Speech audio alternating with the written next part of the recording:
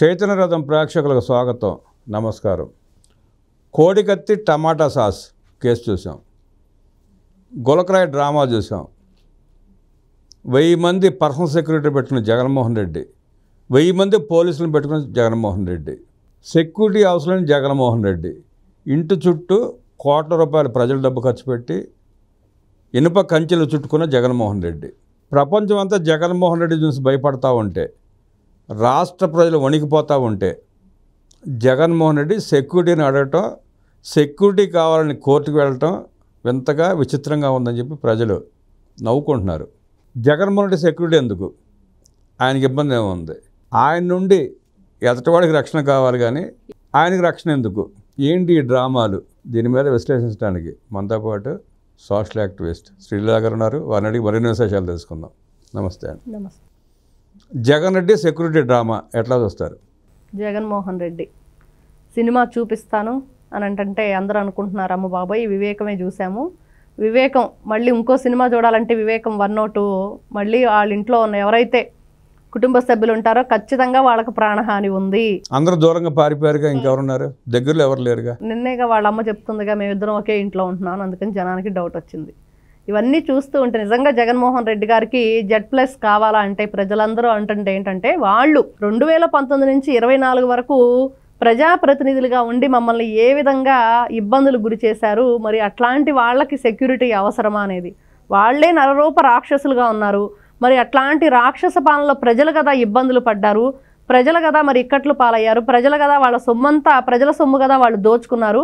మరి అట్లాంటి వాళ్ళకి సరైన సెక్యూరిటీ జైల్లోనే లభిస్తుంది. ఇట్లాంటి వ్యక్తులు అసలు బయటే ఉండటానికి వీల్లేదంటే ఇట్లాంటి వాళ్ళకి మళ్ళీ Z+ కేటగిరీ అనేది ప్రజల ఆలోచన. నిజంగా చూస్తూ ఉంటే జగన్మోహన్ రెడ్డి గారు కోడి కత్తి సీను, మరి అతను దాదాపు ఇప్పుడు 5 సంవత్సరాల నుంచి పాపం అతను జైల్లో ఉండటం, మరి ఏ ఒక్కరోజు కూడా వెళ్ళి ఇదిగో మరి నాకు ఇలా జరిగింది, మరి దీనికి సంబంధించి ఇతను మేము ఏదో మరి ఎక్స్క్యూజ్ చేస్తున్నామని చెప్పేసి అక్కడ ఏదైనా చెందటం ఏమీ లేదు.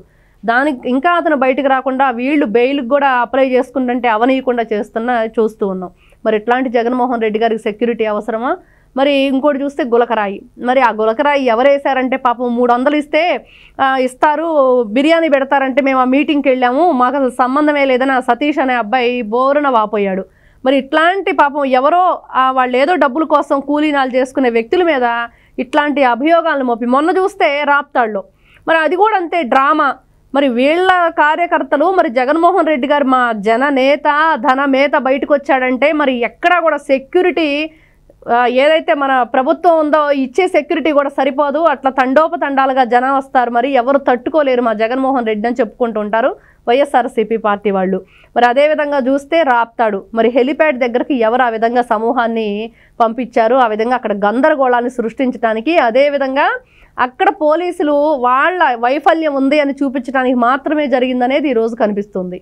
మీరు ఆ హెలికాప్టర్ డ్రామా కూడా ఈ సెక్యూరిటీ అడిగే భాగంలోనే కోర్టులో చూపించే ప్రయత్నంలో చేసినవన్నీ. అదే రాప్తాడు, ఇప్పుడు రాప్తాడు కేసులో తోపుదుర్తి ప్రకాష్ రెడ్డి మరి ఎటువంటి సంజాయిషి చెప్పకుండా విచారణకు రమ్మంటే కూడా రాకుండా కోర్టు కూడా ఈడ్చుకురండి అక్కడ ఉన్నది, కానీ కనిపించకుండా ఎక్కడో ఢిల్లీలోనో బాంబేలోనో తిరుగుతున్నాడని చెప్పేసి రకరకాల మనకి వినిపిస్తున్నాయి న్యూస్.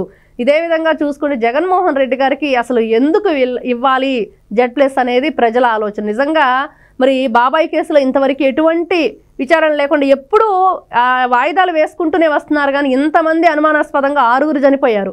మరి ఇవన్నీ చూస్తూ కూడా ఇంకా ఇతని ప్రమేయం ఉంది, మరి ఇక్కడ రాష్ట్రాన్ని దోచుకున్న దాంట్లో జగన్మోహన్ రెడ్డి ఉన్నారు, అదేవిధంగా 16 నెలలు జైల్లో ఉండొచ్చు, ఇన్ని సంవత్సరాల నుంచి బెయిల్ మీద ఉంటూ మరి భయంకరంగా దోపిడీ చేసిన ఒక దొంగలాగా తిరుగుతుంటే ఎందుకు వదిలేస్తున్నారు? ఇట్లాంటి వ్యక్తికి Z+ కాదు, జైల్లో ఉంటే మంచి సెక్యూరిటీ ఉండిద్దని ప్రజలు అనుకుంటున్నారు. జైల్లో ఉంటే సెక్యూరిటీ ఉంటుందని మీరు అనుకుంటున్నారు. జైలుకి వెళ్లకుండా సంపాదించిన లక్షల కోట్లతో వ్యవస్థను మేనేజ్ చేసుకుంటూ టైంపాస్ చేసుకుంటూ కాలం కోసం ఎదురు చూస్తున్నాడు. అలానే చేశాడు గాలి జనార్దన్ రెడ్డి కూడా, కానీ చివరికి ఏం జరిగింది? న్యాయమే గెలిచింది. ఇక్కడ ఒకటే, ఇప్పుడు అతను బంగారు కంచంలో తిని బంగారు మంచంలో పడుకొని మరి మళ్ళీ నేను ఎమ్మెల్యేగా గెలిచాను, మరి గంగావతి ప్రజలు నన్ను ఎంతో ఆదరించారని చెప్పుకుంటూ మరి నేను ఎంతో ప్రజలకు సేవ చేశాను, మరి ఎందుకు 7 సంవత్సరాలు శిక్ష వేశారని చెప్పేసి గౌరవ జడ్జి గారిని అడిగితే న్యాయమూర్తి గారు మరి యావజ్జీవమో లేక 10 ఏళ్ళు వేస్తే బాగుండేది కదా అంటే మరి తల వంచుకొని వెళ్ళిపోయిన పరిస్థితి. రేపు జగన్మోహన్ రెడ్డి గారు కూడా అంతే, ఈ లిక్కర్ కుంభకోణంలో మరి ఇద్దరూ కూడా భారతిరెడ్డి గారు జగన్మోహన్ రెడ్డి గారి పేర్లు వినిపిస్తున్నాయి. అదేవిధంగా ఇప్పుడు చూస్తే కొత్తగా గోవిందప్ప ఎవరైతే ఉన్నారో బాలాజీ గోవిందప్ప, మరి వాళ్ళు డిస్టిలరీకి సంబంధించిన వాళ్ళంతా గోవిందప్ప బాలాజీ చేతికి మేము హ్యాండ్ ఓవర్ చేశామని అక్కడ తేలింది. మరి వీళ్ళు జగన్మోహన్ రెడ్డి దగ్గర మరి ఆ రోజు ఉన్న ఎవరైతే ధనుంజయ రెడ్డి కానివ్వండి, కృష్ణమోహన్ రెడ్డి, వీళ్ళు మరి గోవిందప్ప బాలాజీ భారతిరెడ్డికి ఈ సొమ్మునంతా ఇచ్చాడు అనేది ఇక్కడ కనిపిస్తుంది. కాబట్టి ఇద్దరు కూడా జగన్మోహన్ రెడ్డి, భారతిరెడ్డి ఇద్దరూ కూడా వీళ్ళకి సెక్యూరిటీ కాదు కదా, వీళ్ళు జైలుకి వెళ్ళటం ఖాయం అనేది మనకు తెలుస్తుంది. జగన్మోహన్ రెడ్డి 35వ ఏట అక్రమాలకు పాల్పడటం మొదలుపెట్టాడు, దోచుకోవటం మొదలుపెట్టాడు. అప్పటికే తండ్రి సీఎం అయిన తర్వాత సుమారుగా 1,00,000 కోట్ల రూపాయలు దోచుకోవడం చెప్పి ప్రచారం జరుగుతూ ఉంది. ఇవాళ 55 ఏళ్ళు 57 ఏళ్ళు వచ్చినాయి. మీకు ఈ కేసులన్నీ తేలేటప్పుడు ఇంకొక 20 ఏళ్ళు పడుతుంది.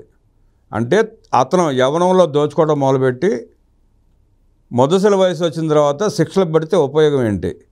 ఈలోపు అనుభవించి అతను తిన్న ప్రజా సొమ్ము అంతా, అతను అనుభవించిన సొమ్ము అంతా పోయినట్టేనా? ప్రజలకు దీనికి కోర్టులు లేకపోతే వ్యవస్థ సమాధానం చెప్పగలవా? ఇక్కడ మనం ఇప్పుడే అనుకున్నాం వ్యవస్థలను మేనేజ్ చేయటం. మరి అదేవిధంగా గాలి జనార్దన్ రెడ్డి కూడా ఏం చేశాడు? వ్యవస్థను మేనేజ్ చేసుకుంటూ ఇంకా కేసుల్ని ప్రొలాంగ్ చేసుకుంటూ వచ్చారు వీళ్ళు. ఏ విధంగానైనా ఇప్పుడు లిక్కర్ స్కామ్లో కూడా వీళ్ళు అదే చేస్తున్నారు. విజయసాయిరెడ్డి రాజకేశ్వరరెడ్డి మీద చెప్పుకున్నా, రాజకేశ్వరరెడ్డి విజయసాయిరెడ్డి మీద చెప్పుకున్నా, మరి మిథున్ రెడ్డి వచ్చి అసలు నేను ఎంపీని, పార్లమెంట్ మెంబర్ని, నాకు అసలు సంబంధమే లేదు దీంట్లో అని చెప్పుకున్నా.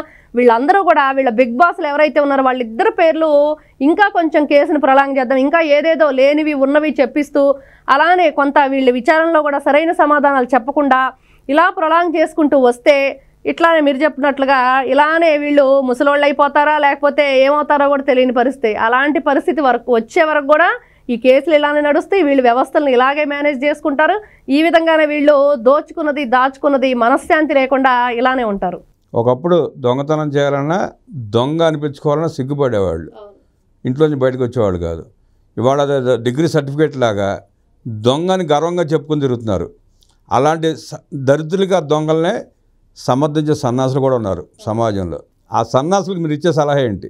ఏముందండి, ఆ సినిమాలో వాళ్ళు రావు గోపాలరావు గారు అంటారు, ఎదవలకి పదవులు వస్తే రామా ఇలానే ఉండిద్ది అన్నట్లుగా. నిజంగా ఒక రాజకీయ నాయకుడిని అరెస్ట్ చేసి తీసుకొస్తూ ఉంటే వీళ్ళు ఎవరైనా అంతమంది ఉన్నారంటే పక్కన ఇంకో అతను నుండి చెప్తూ ఉంటాడు, నా బాస్ అతను రాజకీయం ఎమ్మెల్యే అది ఇది అని అంటే, ఓహో ఇట్లాంటి వాళ్ళకి ఫ్యాన్స్ ఉన్నారా, మరి ఎదవలకు పదవులు వస్తే ఇట్లానే ఉండిద్ది, జైల్లో ఖైదీలకు వచ్చినాక కూడా ఫ్యాన్స్ ఉంటారు అని. కరెక్ట్గా అదే పరిస్థితి వీళ్ళది కూడా.